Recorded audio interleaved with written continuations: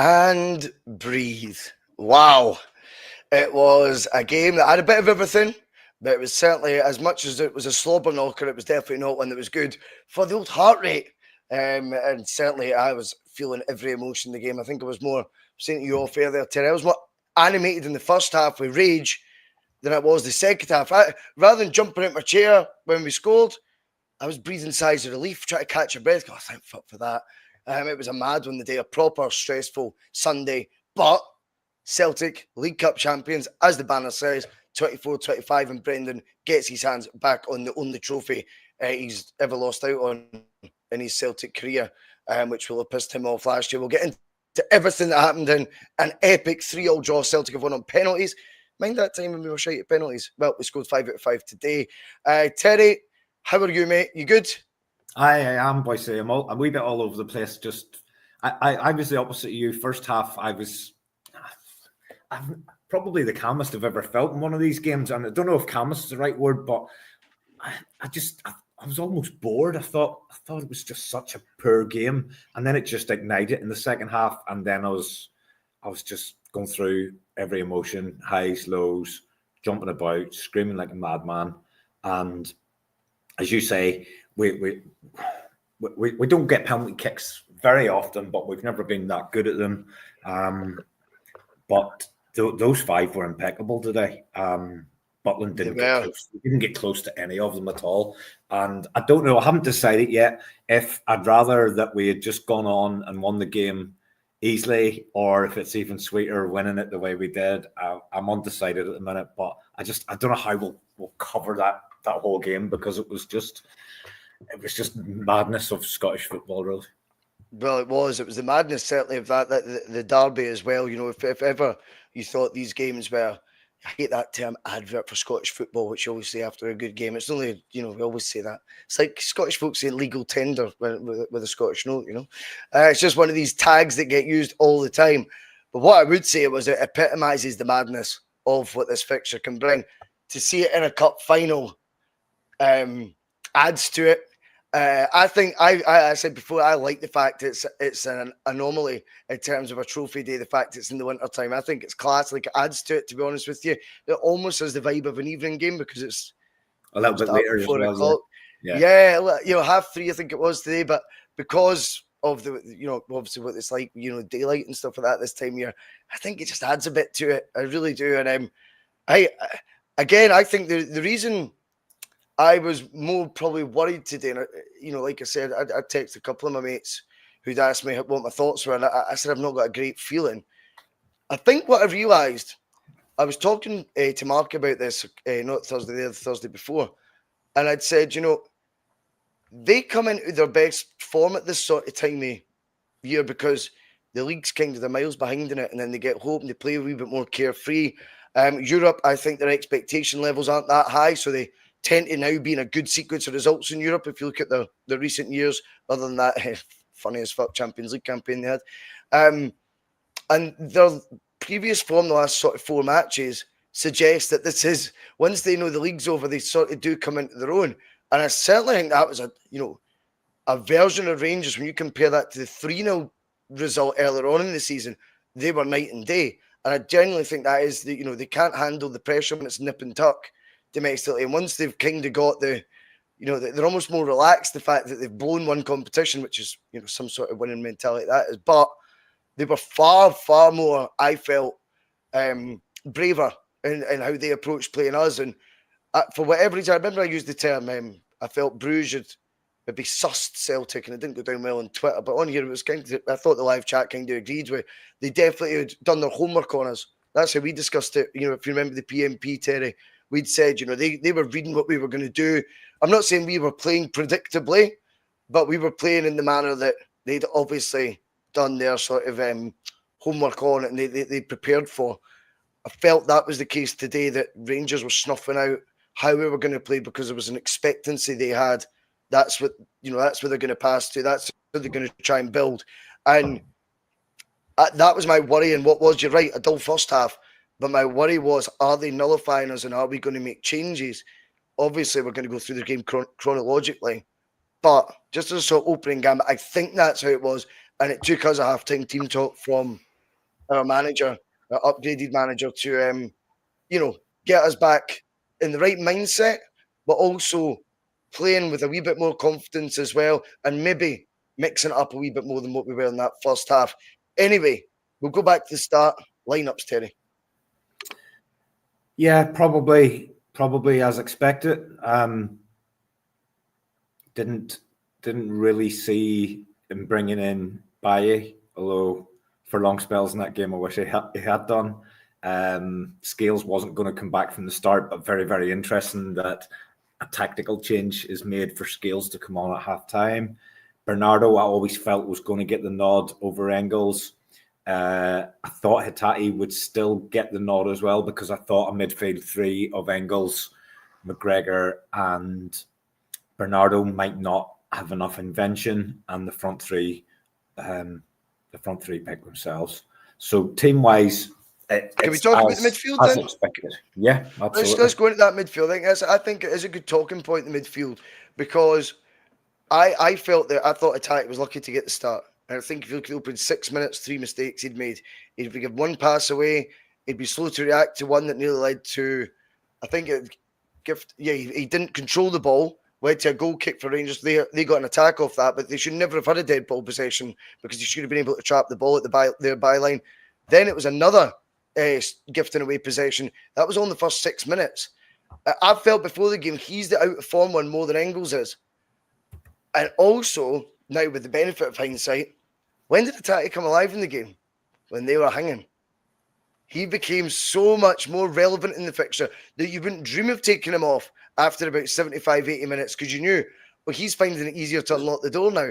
And that was benefiting from a more tired team, which I think leads into the argument that maybe would have been more balanced in the midfield. We wouldn't have been overrun as much as we were in that first half. Had it been Engels, McGregor and Bernardo, and then you bring on his magic when they are tiring, because the facts are they had played Thursday night, of course, against an EPL side. They were always going to tire eventually. And I do think that's when you've seen Hatate 10 times more effective than he'd been in the initial phases of the game, where it was winding me up, to be honest with you. That opening 6 minutes was just so unacceptable, and I felt was not a surprise in terms of how his form's been recently. So he's one, Terry, I think was a wee bit lucky to have started the game today, albeit I thought he finished extremely strongly. Yeah, possibly. It would have been interesting if McCowan had been fit, whether there would have been any different. I suspect not. I suspect Hatate would have started. He's not been hitting the heights. You made the point there. He's been wasteful. It's not been the risk and reward passes that have been going astray. It's been the simple ball retention passes that have been going astray. And he was guilty in the early exchanges. I thought there were loads of players were guilty in that first half. I mean, the obvious ones. Opening 6 minutes, though, that amount of errors in opening 6 minutes, that's a lack of focus to me, because there were simple things, as you rightfully point out, that he was trying to do. That's what's frustrating me with that. That's almost like, is your head in the game here? Like a fixture like this, it should be a given that you're laser sharp, laser focused. That's what concerns me. Is like, are you thinking other things here, like the price of beans in Yugoslavia? What's going on here? Yeah, I think loads of them were guilty, Bhoycie, in that opening 20 minutes, half an hour. Carter Vickers wasn't perfect. Trusty was far from perfect. Taylor was an obvious one, and there were other moments. Johnson was giving it away. McGregor was giving it away. I thought the entire team were just guilty of a slow start and careless in terms of protecting the ball. And I think Hatate, just given that he's been out of form, he probably sticks out a little bit. But that first half, I felt the entire performance from Celtic was verging on unacceptable. There was a real lack of intensity. We didn't. I mean, Rangers were always going to come out. Their best chance of getting the result today was to come out of the blocks quick, get something, get the first goal, and have something to hang on to, and hope that would energise them and get an extra 15, 20 minutes into the legs of, again, players that were going to tire later in the game. And that game plan seemed to work out. They did a number on McGregor. They played a number 10 who's whose primary objective was to stop McGregor playing as opposed to creating anything for his own team. Does that make sense though, considering how often you come away from these wins and McGregor ran the show, or that's the narrative after? You know, he dominates these derbies, so they had to do something. Yeah, I'm trying to sort of be a little bit cynical, and that, you know, most teams play someone in that role to be your creator, and they put someone in there to destruct. Now it actually turns out, I think it was either him got the shot for the goal, or I don't think he scored the goal. I kind of get confused between the guy that was playing in the 10 and the guy that was playing centre forward, because I don't really know who they are, and I think they're two players that they signed at the start of this season. But the first half just really annoyed me.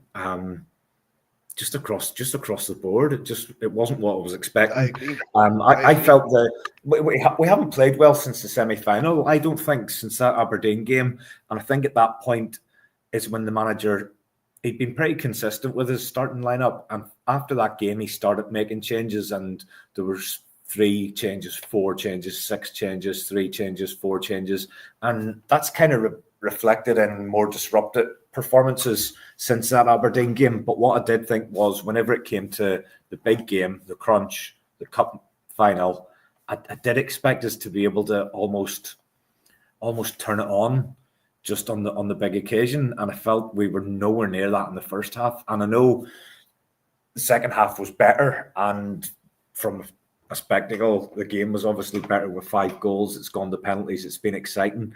Over the pace, Celtic definitely weren't good, and we haven't really shook off that sort of lethargy that we've had over the past month or whatever it is since we played Aberdeen. So the positives to take out of that obviously are that we've won a trophy, and we've done it without getting anywhere near our A game. You're right, mate. You're right, because that you know, there's a saying that the hope that kills you.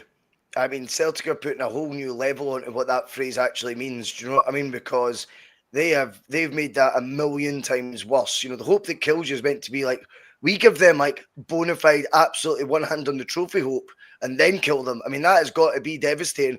And then, of course, when they start reflecting, they'll go, Celtic were shite today. Their own fans admit it. Brendan won't be happy with the performance. I'm sure he'll allude to that maybe at some point in his comments, maybe not today, but maybe in the press or midweek or whatever. He'll reflect on us not being at our best today. Still not enough to beat us. And that's a hammer blow as well. Anyway, first half, when they get their goal, that for me is a huge frustration. Now, it was actually a Thursday with Mark. I don't know if you've seen it. Not the week just been, the week before. And I'd said about Greg Taylor, I think the reason there's a debate for Brendan is like he loves his attitude, etc., and what he brings to team in terms of work ethic and professionalism, blah, blah, blah, and obviously experience now because he's been there for years. But he got a customised role in that team. And that was because he was underperforming in Brendan's first few months. And he's customised it. So you're now back to playing the inverted fullback role you did under Ange. Johnson, not so much. And there we find a guy, I think, who's got a wee bit lost as to what he is in terms of player. Maybe not consciously, but subconsciously. And that is, he's thinking he's pulling more strings than he is in that fucking midfield area. And it was casual, that pass that gives away their goal. It's casual. In an area, again, you won't find Johnston in a Brendan Rodgers team very often. You find Greg Taylor there numerous times. Not initially under Rodgers, but after Rodgers adapted his system to accommodate a player. Now, normally, we'd be giving that player pelters for something like that and going, you know, it's a team game, etc. Maybe because his character doesn't strike you as someone who'd be demanding a customised role. You think, well, maybe Rodgers just used his eyes and went, well, you're playing far better last season in this certain way. I'll allow you to do that now. That came as a cropper today. That guy's in an area where midfielders are meant to be your best guys on the ball, the best guys to retain it, the best guys with an eye for a pass. And your left backs sitting there almost in a holding midfield area. That ball has cost us. And I think many people have seen a mistake like this that's costly coming for a while, albeit maybe errors before but haven't been punished. This one, boy, oh boy, it was. What's your thoughts on that? Because again, Lenny I thought was brilliant in the cool comments, by the way. He said Rangers setting traps for Celtic, which I thought, he said it a couple of times, I thought he's right. They're reading the patterns of our play, but not just that. Once we come out second half and you see Taylor definitely more of a flat back four, far more so than that first half, suddenly our shape, our whole tactics didn't look as drastically bad as what they did in that first half. It was chalk and cheese. I sort of look at that error the way you looked at the Carter Vickers error in the game against Bruges. I just think, regardless of who you are, who you're playing against, what position, whether you're inverted or you're an overlapping fullback, for you to play that, to telegraph that ball, everybody could see what he was going to do. Rangers didn't need to set a trap on that occasion because we just handed it to them, and it doesn't matter. It doesn't matter what role he's in. For him, just to play a ball so poor in any game it's just very difficult to get your head around. I don't think that's happened just because he was tucked in. It's just an absolutely awful piece of play, and it just epitomised the whole first half for me, and not just him. And I don't know what my thoughts are on Taylor, because I kind of feel he'll not be there next season. I think I'd be very surprised if he is. Because Brendan's compromised. He's compromised, isn't he? He's compromised his system for a player. But I think it's worked for him as well, because of course the manager got a shaky start, and he had to get results one way or another, and we didn't have another left back who was better than him. So it was a case of, this is what I've got. I need to get a performance out of this guy in some shape or form. Yep. So I think compromise is the right word. It worked for both, because in the short term our results started to turn a little bit, and then the player starts to get playing in a role that he's more comfortable playing in. Yeah, and I think when you talk about comfortability in a role, I think Kierdo, who comes in the chat, good to have you in the bus, mate, it should be valid. I think just in terms of, not square pegs and round holes. Now, bear in mind, when Greg Taylor signed, I'm pretty sure he was just a normal left back. But whatever's happened in those 2 years under Postecoglou, he's thrived. And I think he's probably his best form at Celtic was under Ange. I think that'd be fair. And that introverted role seems to, I think, went to his head. But hey, that's just my opinion. But I think Bhoycie, in terms of not being a square peg in a round hole, Bhoycie suits Brendan's system better. Whether he's the long-term answer, I'm not so sure. But I think for the system point of view, I think you've seen a big improvement, Terry, in that second half. And one of the key reasons for that was Taylor, still occasionally, but far less often, is in a position that you would associate, with Cal Mack normally and things like this. That was, and it was also overcrowded as well in there. The game was, the Rangers thought we were going to try and play through the lines. We've got another player. It was just clustered. It wasn't working. That won't be Brendan's long-term plan or his 3-year plan. That's not what the idea is. So I wouldn't be surprised if January that's addressed with someone who comes in and will play as the left back in the ideology of Rodgers. And I don't think Taylor's that guy. No, I don't think so. I think just reading between the lines, he's got a valuation of what he wants from it, probably his sort of last major deal, and the club have got a different valuation of what he's worth. And it'll be interesting to see how it plays out. Does he move in January? Does he stay to the end of the season? Do we have? That'll depend on what we do. Yeah, that'll depend on what we do. If we can get busy in January, or they've identified someone already, which you'd like to think the wheels are very much in motion with, then I think then one of the other strategies of January would be to offload Taylor for it'll be a nominal fee, but just for the progression of what Rodgers' fucking project is. I don't think he's the long-term answer, and where he'll get to be an inverted fullback wherever else he ends up, and his own wee specialised custom role. Well, we'll see. Anyway, we get, as I say, I've touched on already, the second half, we already have started far better than at any moment we played the first. And of course, after that 5-minute chat, Terry, What about Celtic's opening goal? You just knew Taylor would be, well, you can't write it. From a Rangers point of view, they'll be bitterly, to sound like Lenny, bitterly disappointed that they concede that type of goal. But that's what happens when you actually start being more direct in terms of go try and test the goalkeeper, try and get some shots off. Don't be so hesitant. I think Nicholas Kuhn in the first half, if you remember, tried to take it round the goalie, or if that was even his plan, but it's 3 touches too many. Just get a shot away. And I think, to be fair to Taylor on this occasion, by hitting a first-time shot, people have to react to that. And Raskin, unfortunately for him, brilliant for us, has had to react, and his reactions led to the ball deflecting and giving the goalkeeper no chance. 1-1. I think there's a key moment that came just before that, Bhoycie, and Taylor was involved again. He sort of outmuscled, gave away possession to Czerny, and all of a sudden, somehow, Rangers are 4-1 against Carter Vickers. Oh, and yeah. To me, I just don't know what's happened. I don't know how we just go from the play being turned over to a 4-1 situation. It just was ridiculous. Everyone else seems out of sight as well. Yeah. Off camera. So who's driving to get back there? Where's the?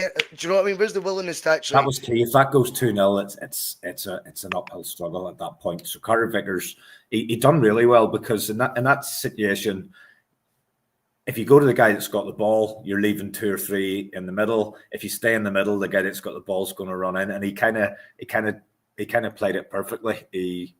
He covered both bases and got the block.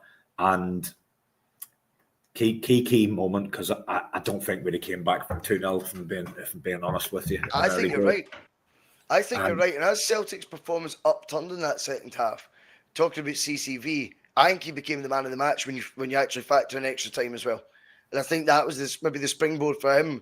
Maybe whatever this chat's been at half-time, whether it's been a bollocking or whether it's been a realisation things aren't right, your centre-half pairing has now been changed as well, which we could discuss later on why that was. But CCV seemed to lift his game. I seemed to take on next. I thought he was the best player for us by the end of it. I think he got a wee bit riled too, which was good, because I think that really sort of got him engaged in the game. The goal then, it's kind of a comedy of errors, because it's an awful delivery from Bernardo. There's no other way to describe it. Then Scales gets some kind of touch on it. It comes out to Taylor. Now, if he catches that clean, it doesn't get deflected, and it probably doesn't go in the net. He's caught it okay, but it's one of those ones. It's a really lucky goal, but at that point, we'll take whatever we're getting, because we've just overcame that moment where you're thinking that this game's about to go here whenever they were on that break, and then you're back level, and you don't even have time to settle into being all square again till you're 2-1 up, and then you're thinking, right, that's it, game over. We'll go on and dominate and boss this, and then it just descends into chaos. I think without saying things that people don't want to hear, who cares? I think Rangers deserve credit for coming back into it 2-1, because I think that period where we got the second, you thought, right, okay, this could descend into madness here, because it looks like we've got them on the ropes. They're probably their adrenaline, that's a massive factor in their energy levels, has just been zapped. And it's not just that, it's the nature of the goal. We warned you. Everyone's warned you. These players don't escape social media. They see it all. Danger Maeda, that is Maeda, he's the problem. And he's now scoring goals like, Gaza did at Euro 96. Just over the top. Can I control it on my right foot, cushion it in, left foot finish? No problem. He still manages to make it look a wee bit clumsy almost, because it's Maeda, right? But in the way he's done that, you've got to give this guy just ice in the veins stuff. And I do think he is an image in this fixture like Moussa Dembele was. If you go back to, obviously he was called a certain type of scalper. Yeah. And I think Dembele used to put the fear into whoever it was in that Rangers team, and they changed teams that often. You can't keep up. And versions of clubs. But in terms of Dembele, he had that sort of iconic sort of stamp on that fixture. We just put the fear into them. At any moment. I remember the Ibrox when we went back to, was it 2-2? That was to make it when Bruni hit the long ball and he just lobs him. And it didn't feel like Dembele had been in the game. It didn't feel like Maeda had been as effective as he normally is. then suddenly just turns into an absolute worldie, an absolute world-class Champions League level striker, which isn't even his position. All aspects of his goal there are brilliant. They epitomise what he's about. And then the good bits of Maida in terms of his technique, he got them all right in a row. It's the coolness under pressure. It's the presence of thought that he's got to do these things and not panic. I don't know how his mind works at times. Like, because sometimes you feel like it's unpredictability is the nature of his game. And then this looks so. A few examples actually we spoke about now recently on P.M.P. where you go, fucking hell, he's like thinking out everything he's doing now, you know. Like, fast forward to the penalty, he's coming up with a chance to win it, and you're just thinking, absolutely anything's possible here with Dyson. This anything could happen here. Going back to the goal, Aye. I mean, Tavernier's culpable again, and I'm pretty sure the Rangers supporters will be they'll be pissed off with that because again, we don't really care about their lineup, but they weren't expecting Tavernier to play today because of his record against Maida. They would have expected Sterling to come in because there's some sort of belief that Sterling had a good 45 against Maida at one point or something. But Tavernier should have been doing a lot better with that one. And again, can you though? Like, see the rate he's going at, Terry. I think that like that Tavernier gets it right tight, right, and maybe deservedly so. But I think he's also the imagery of this guy who's scared of Maida. That, but I'm going, I bet he's got a strong case. He could come on here and go, I'll tell you why it's so difficult. Maybe he will once he's retired and stuff. So I'm going to do it now and go, that was a nightmare. He's doing things at 100 miles an hour with energy levels you don't expect. He's silent on his feet because that is how it appears. You know, he's light on it. You don't even know he's there. Then before he's strong as an ox as well. Once he gets his body in the way, he's more than a handful. And yet everyone wants to focus on me being the daft to go, you try to deal with him. I know. The finish itself, what did you make it? I think his finishing's improving, Bhoycie. I genuinely think you don't have this, you know, maybe 12 months ago, Maida running in and goal, you're thinking it's 50-50. I think there's a bit more confidence now that, you know, that goal that he got against Bruges was really cool, collected finish. Is he a top scorer? McGregor was top scorer. McGregor was top scorer with 5 or 6. I'm trying to work it out. I'm I not wonder sure if he's top scorer. It feels like he's more prolific, even if he's not. It feels like he is this year. I could be wrong. In all competitions, yeah, was it not McGregor just in the league though? I think in all competitions, I think Maida will. Anyway. That I thought was going to be right. They'll crumble now. By the way, you can't blame them for being a wee bit out on their feet. That was, you know, 2 days extra we'd had, and they were playing an EPL side, albeit we'd done, you know, the travelling they hadn't. So I get all that as well. You can factor in. But I did think that was the foot on the gas, and it felt like we had them by then. That was a curveball when they got back in the game to make it 2-2. Talk me through where you think we've went wrong at this moment, or where they've got it right. And did you think that goal kind of gave them extra energy levels, Terry? Because I did. I thought they went for looking a wee bit dead on their feet to just a moment, a split second moment. That goal kind of rejuvenated them a bit, and that adrenaline I was referring to earlier, that seemed to come back into play for them again. I know once we got ahead, you're expecting that to just be the knockout blow because they were in the ropes, they were starting to tire, and you're thinking, you know,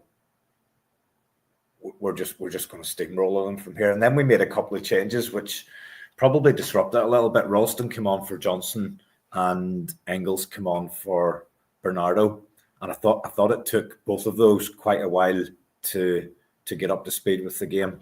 What did you think of those changes then? Bernardo coming off, do you think it was warranted? I don't think it was as effective as we hope. I still think he's a tidy player, but I think that if there was going to be a change, for me, again, because I would have brought Atati on as a sub, I thought he was more of the obvious one to take off. But I think now you're getting to that stage, if our theory is right, that Rangers are tiring at this point, Rodgers is going, he'll get chances now, so I'm going to leave him on even if he is playing crap. And Bernardo for Engels is like for like, but one's not having the best of days and one's fresh as a daisy. So is that the thinking? Yeah, I think it is. I think that's pretty much it. Ralston for Johnson, I was more surprised with because the manager had said consistently all from the midweek game that there was no issue with Johnson, that he was fit, that he was ready to go. But obviously, he wasn't 100%, or he No, wouldn't have took him there off. was a report. There was a report, wasn't there, that he might miss it? There was a I report thought, like 2 days ago that he might miss the game, and I think a lot of folk on Twitter were hoping we were gaslighting. And then I seen him in the lineup, and I thought, good mind games, I don't mind that. But as soon as he got the knock, it looked like with Johnson, he went, that's the one. There was an acceptance that his race was run, rather than try to give him benefit of the doubt, which you would normally see in a game of this sort of magnitude. Do you know what I mean? yeah. So we make those two changes, and then we concede almost straight away. And from that moment, then you're starting to wonder what's going to happen next. Well, you are. You absolutely are. And one of the things that worries me is when it's a game that's going back and forward like that, as we spoke about last season often, how are Celtic dealing with adversity? Well, they had it in the first half today. They came out, they overcome it, but that's a hammer blown out to us in terms of the momentum of how the match is playing out. That's a hammer blow when you think you've now got them on the ropes. They've came back out. No, it was an unexpected goal. It's a really soft goal. It's a really soft one as well for me. Why? I think Engels just has to do better. He has to be stronger. He's, it's a corner into the near post, and the corner comes about from a cracking save from Schmeichel. Yeah. Should the corner be for that side? That's what confused me. When they said the brilliant save, I thought I'd missed a bit. And I was like, have I fucking missed something here? Because I was like, if that's that save they're referring to, that is that. I'm not going to dwell on it too. Can they choose? I probably don't know the rule perfectly, but I think if it goes over the top of the bar, you can choose what side to take it on. But that wasn't over the bar. That was clearly to one side. Yeah. I don't know. We need a ruling on that one from Liam Cole. Will probably know he's a referee. There's no conspiracies on it, by the way, or anything like that. But no. Just when they said Rangers have got a corner here from that Schmeichel save, and I thought, if I turned away and looked at my phone for 3 seconds, like there's been another save. Yeah, why is that up there? In terms of the turn, I actually think you're right. Engels could have been a wee bit tighter, more reactive, etc. Maybe a wee bit more just physical. I think players are scared to be physical now, Terry. There's other examples where the Cameron Carter-Vickers sliding tackle he makes, a peach of a tackle. And even Alan Hutton goes, I think the challenge was just a bit too physical. Are you listening? And I don't think he was being a wanker when he said that. I think that's his genuine opinion. You're going, so he goes, he wins the ball cleanly, but I think it's a bit too physical. How's that a thing? So I think players are so scared to get too touch tight in the box. And Engels, being, of the next generation, will be even worse, or even more wary of all that sort of crap. It was a great turn, but even then, that shot away, Schmeichel saves it. It's just unlucky. Kyogo's trying to do the right thing. Of course, if the ball's in that area, you try and get anything you can on it to stop it going goal bound.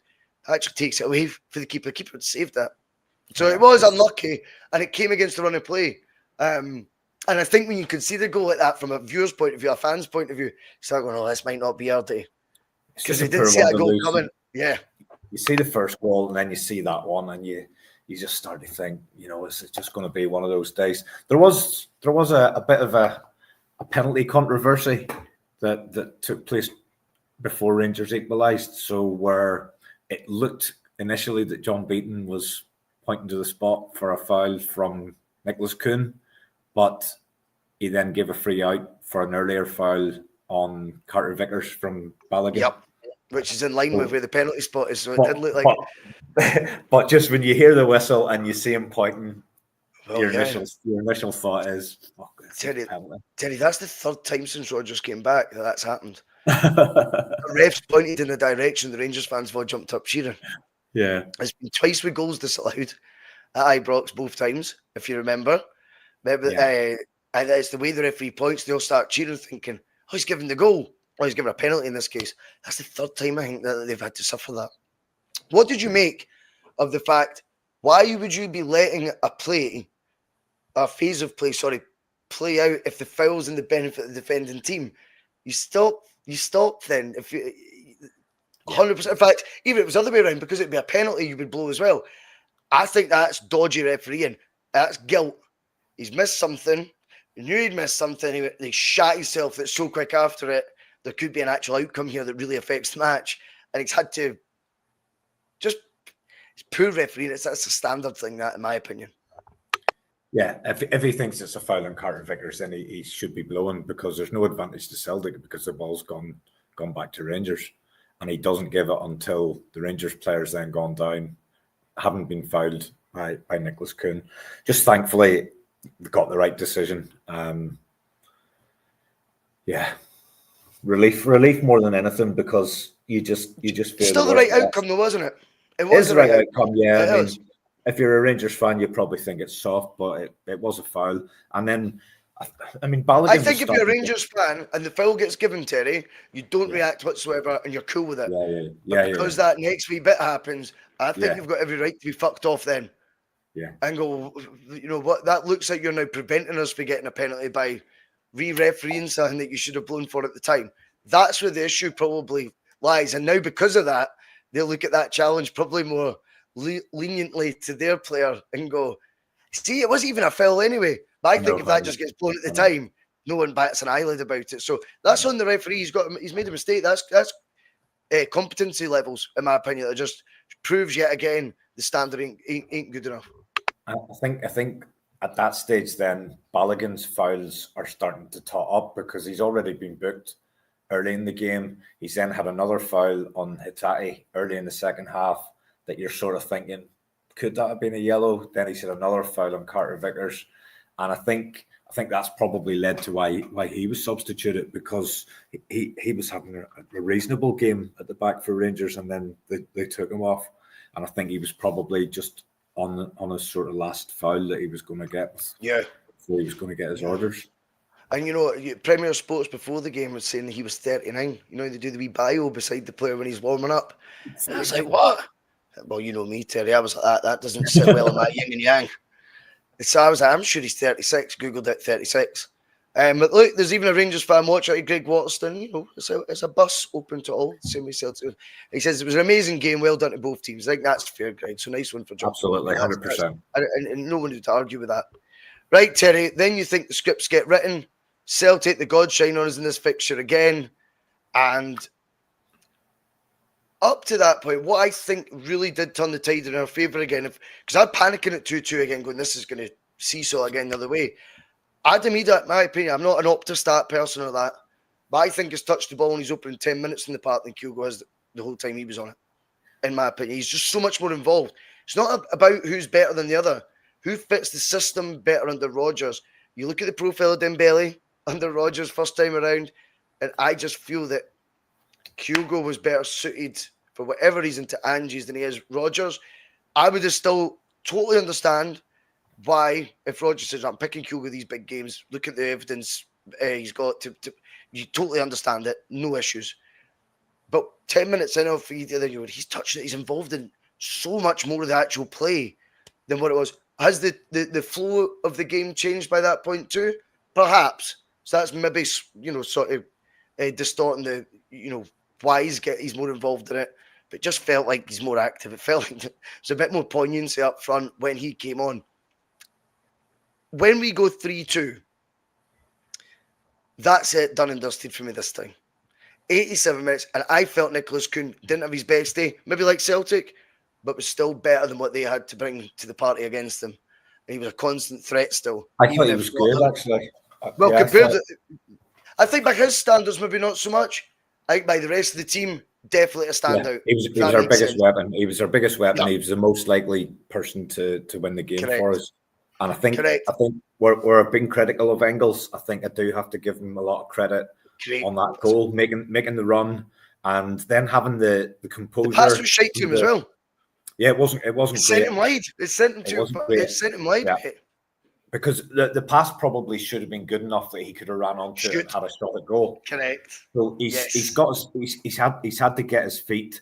He's had to get his feet sorted out, and then he's had the presence of mind to actually pick out Kuhn and find him rather than a young lad in that position. Yes. And the pressure of the scenario, and we've seen it lots of times with other more experienced players. Ralston sclaffed one when he was trying to cross it. Tavernier had done the same. The pitch probably wasn't great. It might have been bobbly, but he just had that presence of mind and the composure just to know where Kuhn was and to play the ball back to him again. And then, as you say, once that ball hits the net, 3 minutes of normal time left, you're thinking, We've done it again. Definitely done this time. Definitely done this time.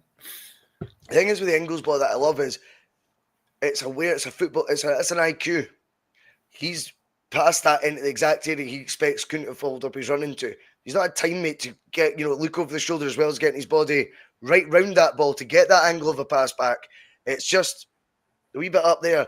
And I think he needed something like that, Ingles, and as well as his penalty in the penalty shootout, because he looks to me that the one thing that's happened with him that's changed is doubts crept into his mind. And that will just be a real awareness that my performance levels have dropped. The pressure in here is more than I've ever had. I'm a 21-year-old kid. I've got this price tag probably playing a part on him as well, right? Just because 11 million in Germany's for that fucking, or Belgium he's from, played in Germany, is where we bought him from, is a drop in the ocean in Germany. We've seen plenty of Belgian teams spend that sort of money. A Belgian international team he plays in are all worth more than 11 million or have cost more than 11 million throughout their careers. But when he comes here, he's realising, holy fuck, that's a big deal as well. You're getting, I think there's just a wee bit of doubt in him right now. And I think you can see that. He's not playing. See, when he first joined his debut, just remember, there was no doubts like people are talking about now. He played with a bit of swagger, confidence. He looked the part, mate. Now, I just get a wee bit of doubts crept in, and I think it's natural. I think wee moments like that assist today are firstly a reminder for us. There's a wee bit of quality for you and a wee bit of football IQ. And secondly, I think for his point of view, use these moments like today and experience lifting maybe his first trophy in his career as confidence building measures. Do you know what I mean? Joe Henry, are you his agent, Bhoycie? I mean, do you honestly think I'd be doing this podcast, mate, to 250 folk if I'd got a chunk of that fucking £11 million transfer fee, Joe? Come on. What do you make of that, though, Terry? I mean, by the way, the finish with Kuhn, definitive as well. He was making no mistake that time. Engels was really animated in the celebrations for that goal, and then again at the end. So you hope that this is not necessarily a turning point. I do agree with you. He looked a class act the first couple of games that he came in, and then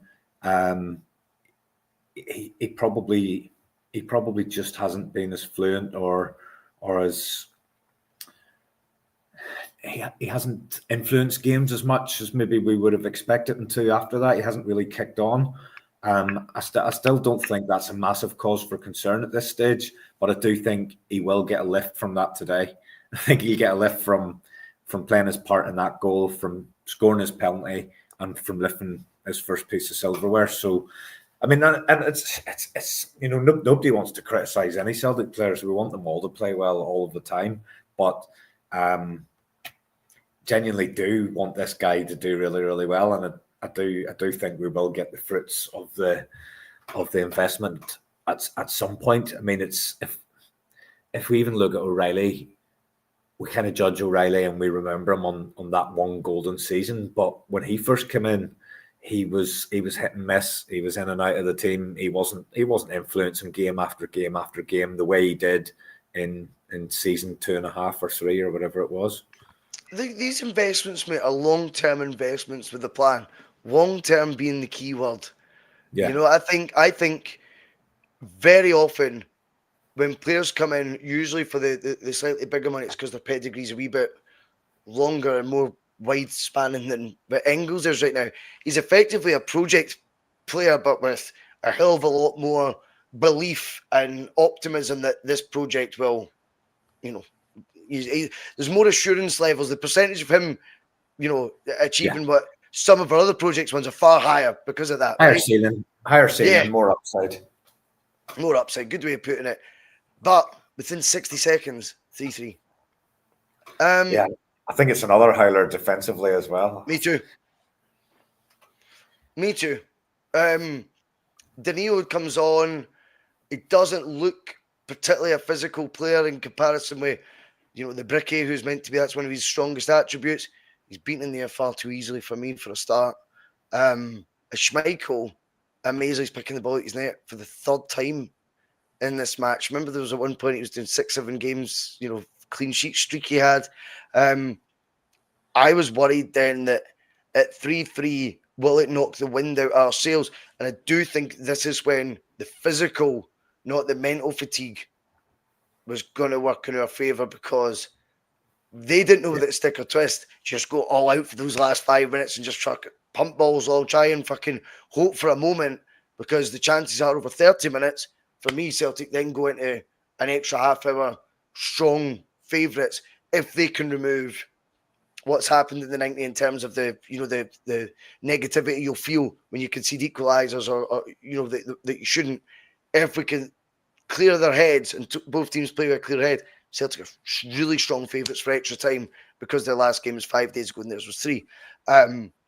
And it probably takes them a lot more energy levels to compete with us over 90 minutes. They're not being a dick. It's the truth. They've got to compensate because there's clearly better footballers in our team. It's not being a dick. That's just the truth. We get to extra time, and it felt like in that 6 minutes injury time, it was the other way. Rangers were playing for the extra time. I was surprised at that.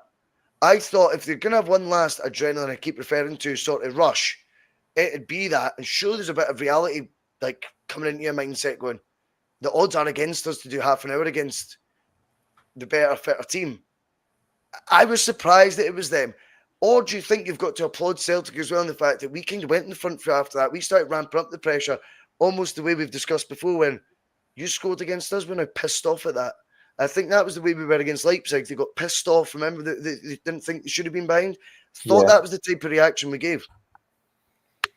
Yeah, I think we've reacted to it similarly to whenever the reaction that they've had. I just think at that point, I know they've just scored, but at that point you're thinking Rangers, they were just out on their feet, and they do start getting corners. I was comfortable enough. I was comfortable enough with the thought of 30 minutes extra time, because you're thinking that this is definitely, we're definitely favourites going into another half hour here, just given the position that we've talked about, the position of this game in relation to the midweek games and all of that kind of stuff. You felt we'll get the job done in extra time, and it didn't really play out like that. As much as we kind of, it was all one-way traffic, or very much one-way traffic. We didn't create an awful lot, and they were what we thought they'd be. They were fucking bust, right? And that's not a criticism of them. Yeah. As much as I'd love it to be a slagging them off, they were on their feet, mate. And then you've got the other difficulty is, even though you use your subs and you've got the extra bonus sub, they're trying to get a feel of a game that's been mental. It's not like they've came into a team 0-0 that's went to extra time. They came into a slobber knocker, as we call it, on the bus, and it's really difficult to like find your place in a helter-skelter fixture. Do you know what I mean? It's different, even if your legs are fresher. I felt when I watched the extra time, they were exactly what I expected. I just didn't think we were, I don't know, ruthless enough, or I don't know. There wasn't enough goalmouth action in the extra time period. It was we didn't smell blood. Lots of ball, but no cutting edge, and it was disjointed. There was stop-start. There was players going down with cramp. That kind of thing happens quite often during extra time, and then I suppose your mind starts to wander. Rangers had accepted penalties. I think that was obvious from quite early in the extra time. They were happy, given the roller coaster, and they'd been behind twice. I think they were happy enough to go for the lottery. That's a motivational thing, though, surely, from our point of view. If they're playing for that's a sign of it's half a white flag, isn't it? It's then going for a 50-50 shootout. If that's what they're going for, then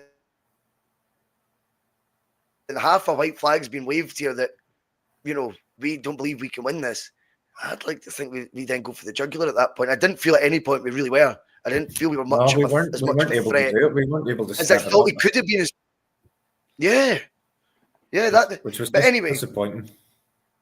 But when it comes to penalties, I think it'd be fair to say neither of us were surprised that it did, because as we've just touched on there, we didn't feel like we were going to put the foot down or go through the gears enough, and it definitely felt like that was Rangers' desired outcome. So between those two, penalties seemed to be something that, not a foregone conclusion considering how the rest of the game had went, but likely. How are you feeling going into penalties with a Celtic side, particularly in recent history, as notoriously bad at penalties? I wasn't too bothered about the past record kind of thing, because I was just sort of trying to think. You when you get to that stage, you're trying to think who are the five going to be and trying to guess who they're going to be. What I was confident about was Schmeichel's experience and just his sheer presence. And I'm sure I haven't listened to any of the managers post match, but I'm sure the Rangers manager will probably make some kind of reference to Schmeichel's gamesmanship or whatever. He was at it on every single one. Forget what the Rangers manager says. What do you make of the referee stepping in and speaking to him about it? Surely the only thing he could be spoke to him about, and I do believe this will be the reality, I think the commentators were wrong, is back to your line. Mm-hmm. Get back to your line. I'm positive they don't have any right or gift to be saying, like, you can't say that. That's bullshit. You say what you want to an opponent. It's not tennis we're playing, mate. He can. I don't think. I know everyone wants to, slate beating and all that shit, but I think at that moment in time he'll be going. Maybe he'd be more lenient normally if he wasn't talking so much, but he'll then be using rules like, get on your line, mate. Like, you don't need to be out here. Like, you've squeezed the ball, you found out it's fully pumped up. You know what I mean? Yep, the spot's in the same place it was like 10 minutes ago. Like, get on your line, mate. Unless there's any other rule you want me to explain. I think that's the conversation. I think the commentator said, John Beaton's maybe telling him to stop the gamesmanship. I'm going, the gamesmanship isn't a breach of any rule. No, so that's not the referee's. It's not the referee's gift to say stop talking. But I was thinking at the time, Bhoycie, obviously, we want these at the Celtic end, and then we lost both tosses. So we lost the first toss, which was to decide which end. So as soon as the toss went Rangers' way, I don't even think Tavernier decided. I think John Beaton just pointed and said, "It's that end." I didn't see Tavernier's move. I seen the toss and John Beaton went ahead. So Tavernier probably said tails and Beaton went, no, he said heads, honestly. You'll fucking get that wrong. And then we lost the second toss to see who takes first. But see, just at that moment, and I know there's very little time between when that's all happening, you're starting to think, actually, is Rangers taking penalties into their own fans? Is that the right thing for a Rangers team that has struggled in pressure moments? It's a great point, mate. It's a great point. So actually, this might have worked the right way. It's a great point you make. We'll go this way next. But just when you've said that, that's a great point, because my mate, as I said at work before, season ticket holder, quite balanced in his views, staunch like and all that crap. But I mean, he says, I hate the fact Ibrox is a cesspit for my own team. He literally was telling me this last week. He goes, Bhoycie, 1 minute into a game, he goes, we would go and win 6-0. That's what he was telling me. He goes, but 1 minute in the game, we gave a ball away. Whole crowd, every name under the sun shouting at a player. So when you bring that up there, they're going, oh, not that lot. I don't want to be facing them. Fucking hell, imagine if you miss one in front of fucking that lot. Do you know what I mean? They're the fucking harshest critics in the world. It's an interesting one. As for the Schmeichel factor in the penalty shootout, he was my real hope. So I mean, he will intimidate someone enough. I didn't know he was going to do all the speaking stuff, right? And it's not whether I'm a fan of it or not. I don't really care. See, to be honest with you, you all get paid £10,000 a week. You'll be richer than me. I'm not going to worry about you getting told you'll miss a penalty. Fuck off. Get on with it. But he, for me, was the equaliser to the fact I couldn't have written you the 5 penalty takers. Put it that way. Could you have picked Celtic's 5? I think you'd have had Ida, McGregor, guarantees. Engels was always going to take one. Engels, sorry, as well. Yeah, that's fair. But my worry with Engels was when that script's now written, record signing misses the penalty, cost us the cup final. So that was my worry when he walked down. Just the imagery of it all. But I get, theoretically, yes, those 3.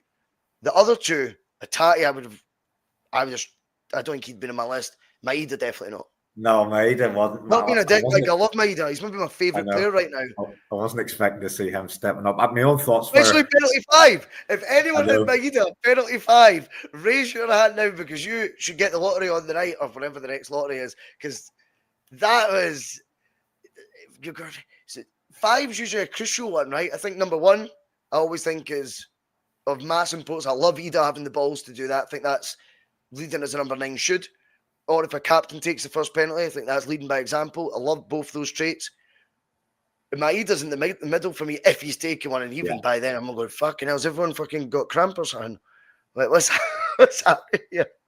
That was my worry, but Schmeichel was my strength of hope. That I went, he'll make someone crack, but it's how many we miss.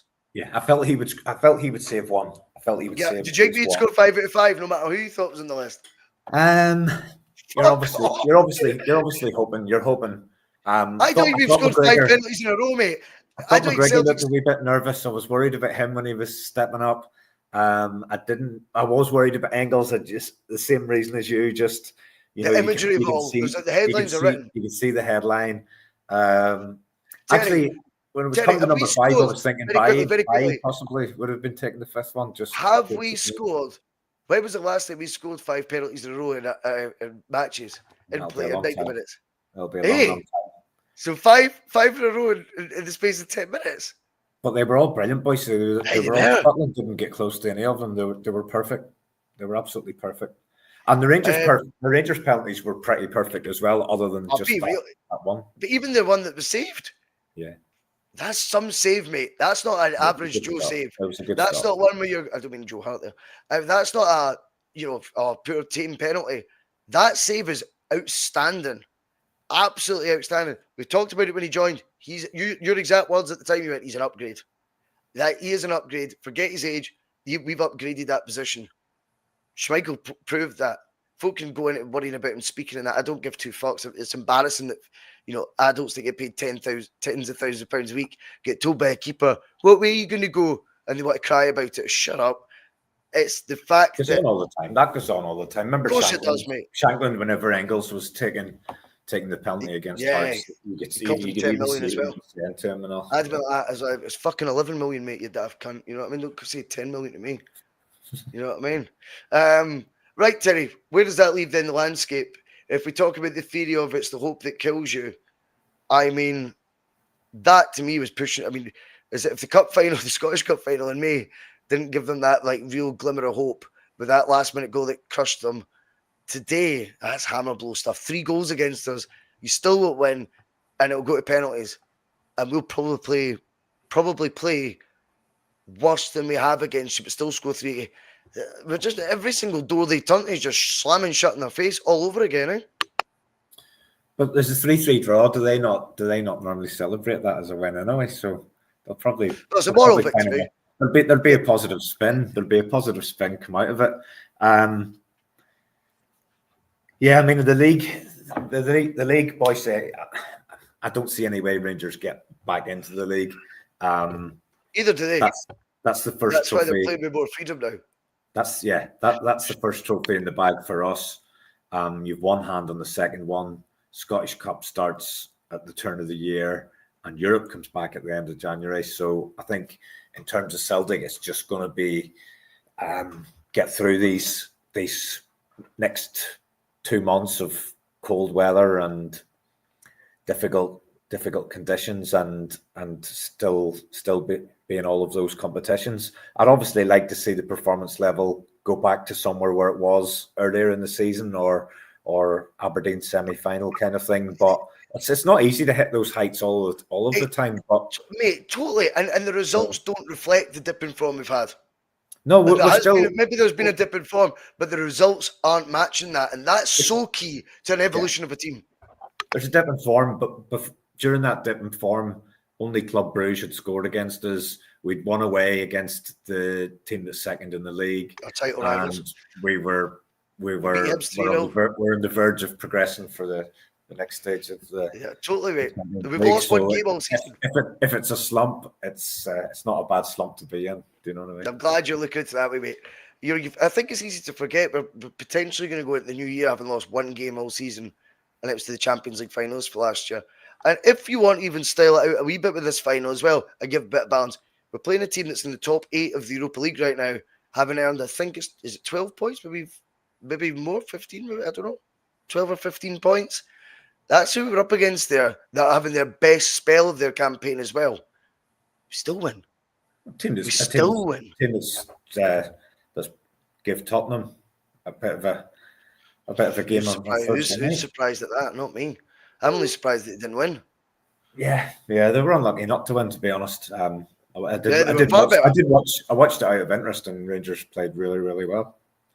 Yeah, so did I. But I think that again, if you talk about teams reading patterns, I think they knew what they were going to come up against with the big plan A's, plan B's, plan A face. Postecoglou. I wasn't surprised at all that they got something for the game. As for us, Brendan, let's talk about the manager. Whatever mistakes he made first half, he sorts them for the second half. That's how you end up in a lead again. And the League Cup, on a personal note, 100% if we believe he's got the ego he does, which I'm pretty sure we're right on. He wanted that trophy back, didn't he? That'll still piss him off probably now that he didn't win it last year. Yeah, it's the only blip on his trophy domestic record at Celtic. Yeah, he probably still thinks about that because of the last time that he was here, he cleared all before him. But no, I think he made, and some of his, I liked some of his comments in the lead up to the game around, they were asking him about the trophy count and all that kind of stuff, and he said, "We just try to win as many trophies as we can. We don't really count them and tell everybody how many we've won and all that kind of stuff." I thought. Where do you lie on this fake world's most successful club thing? Because I think factually it was bullshit anyway. So they kind of ran with the theory, but not including Egyptian football. Ali, I think, had won more trophies than them anyway, right? So it wasn't even a factual thing. Like, they kind of just ran with just because it sounded good. And then suddenly, is that his level now? 119 each, if they're the same club. I mean, whatever lies they want to add to how to fit their narrative. Is it 119? I don't think that's us ahead now. Is that us ahead now? Wow. Ahead of a fake. So we're not the world's most. We are the world's most successful club, even though we're not. Ahead of a team that's got 3 trophies, but we'll say they've got 118 to make it. Still seem like a fair for race. me, the two trophies that matter are the last one, which is the one that you've just won, and the next one that you can win. Of course. And we've just lifted the one that we could win, and we'll now put the pedal to the mat for the next one that we're able to win. Which I agree with in terms of a mentality. I do think it's funny, though, that this whole narrative has been built around, despite Celtic's dominance over the last 20 years, we've still got more trophies and all these numbers that we're being fed out. But now that table has also turned as well. So I think there probably has to be somebody go in tomorrow, isn't there, to Ibrox and start stripping down some banners if they can afford it. Don't get the face painter to do it.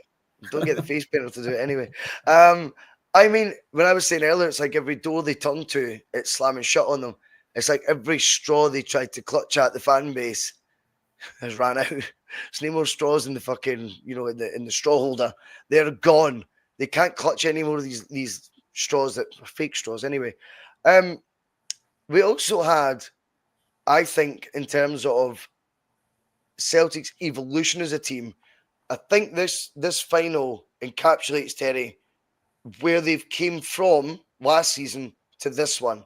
And it's not about going back through all the other 27 League Cup trophies or all the other domestic dominance we've had the last 10 to 20 years.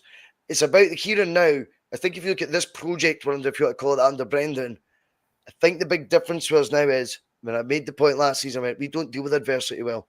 Now we do okay. Now we've got more, there's more bollocks about this team. There's more backbone to it. There's more belief. And I think that's been a huge thing that's been added from last season to this, maybe the tail end of last season. The 2 trophies that we won last year, never underestimate how big they were, not just for a Celtic fans' point of view or a Celtic club's point of view, but for the actual group of players involved in that management team. Winning them seems to have added that extra layer that I think was missing last year. If we didn't play well, we conceded. If we went behind, we didn't know what to do to come back. We seem like we've got our cojones back a lot more. That's the evolution I've been most impressed. I do actually think the football's a hell of a lot better too. However, most importantly, I think being able to deal with situations seem to be able to manage them a hell of a lot better than we did last season. What do you think of that? Yeah, there's a resilience there. And in previous years, we wouldn't have got the job done. We wouldn't have found a way to do it. We only won when we were playing at our absolute optimum. And as I said, people have used the word slump. And I've just given you the record during that slump. Aberdeen away, Hibs 3-0, Champions League points. I know.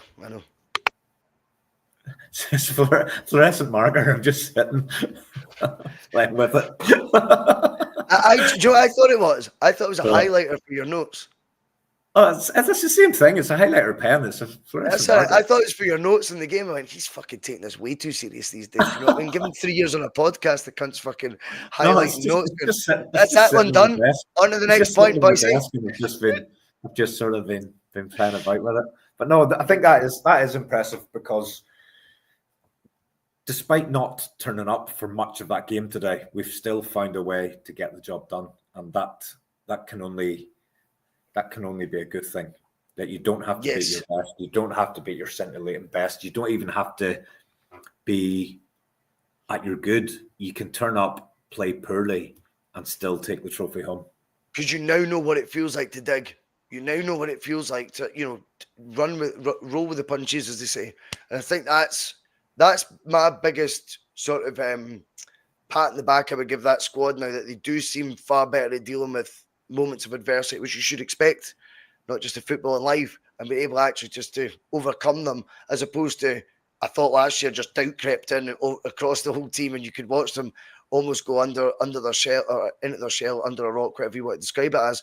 This time around, it does feel like, again, I'll go back to Nicholas Kuhn as a prime example. Attitude-wise, yes, I thought he didn't need to go around the keeper. He could have got a shot away in the first half. See, when he scores that goal, where's that aggression came for Nicholas? Kissing the badge. It's almost like square going the fans, our own fans, as he's bouncing out towards him.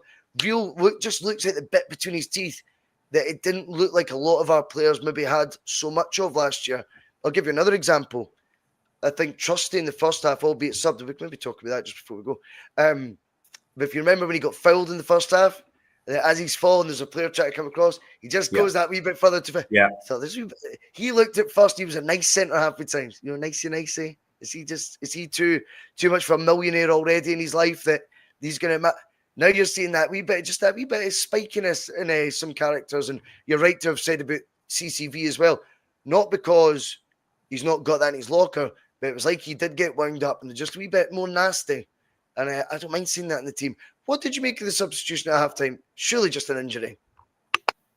No, the commentator said that the word they got from the sidelines was that there was no injury. I know, but they also, reported Alistair Johnson was going to make the final. I'm not sure. Do you just go with that then? Do you think it was tactical? And what would be the purpose of that then, if so?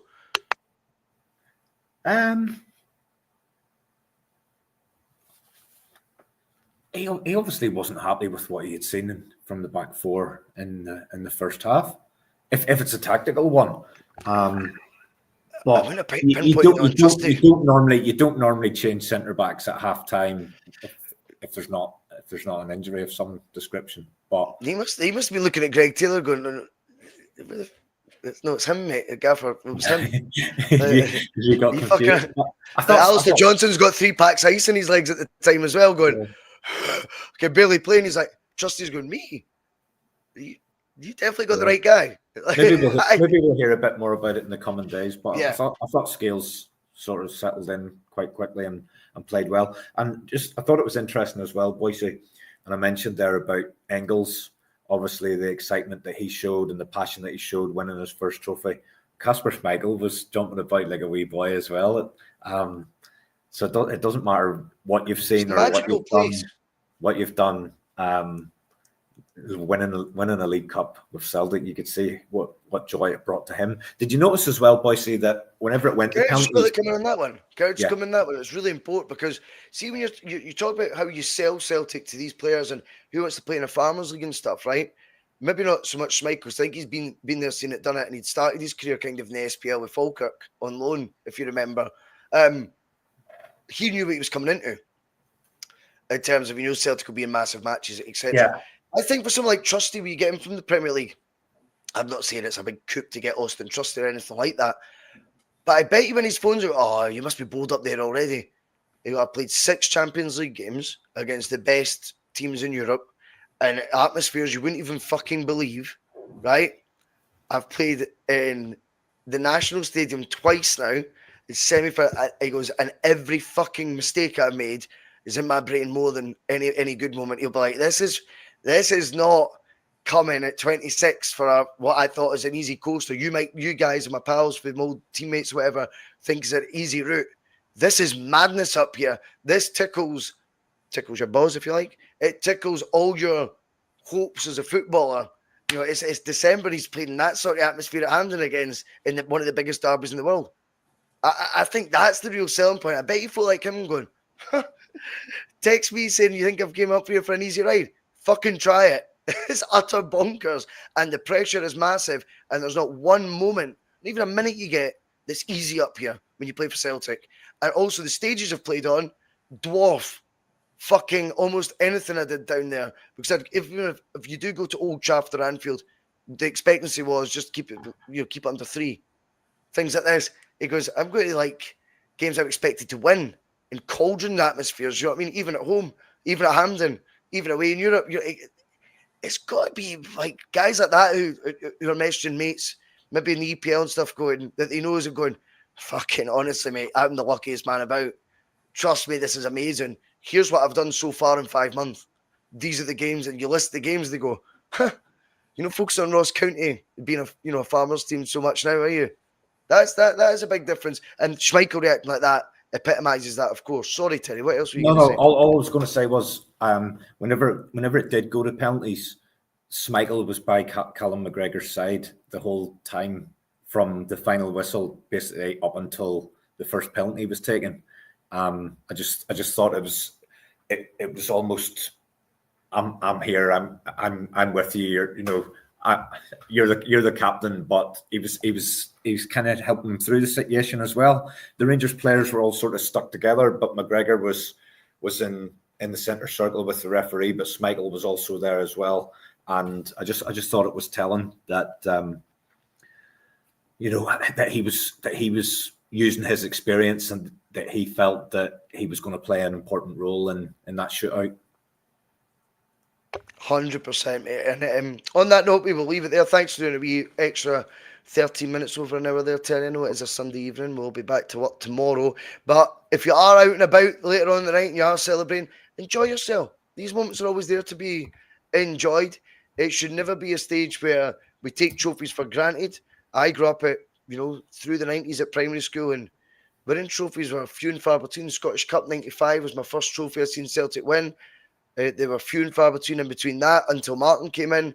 So right now, enjoy it. Enjoy these moments. And even the nature of these wins. If you feel we're lucky, who cares? As long as you've got the medals, you've got the trophies, you've got the memories. That's the most important thing. Can't thank you enough, Terry. That was brilliant tonight, mate.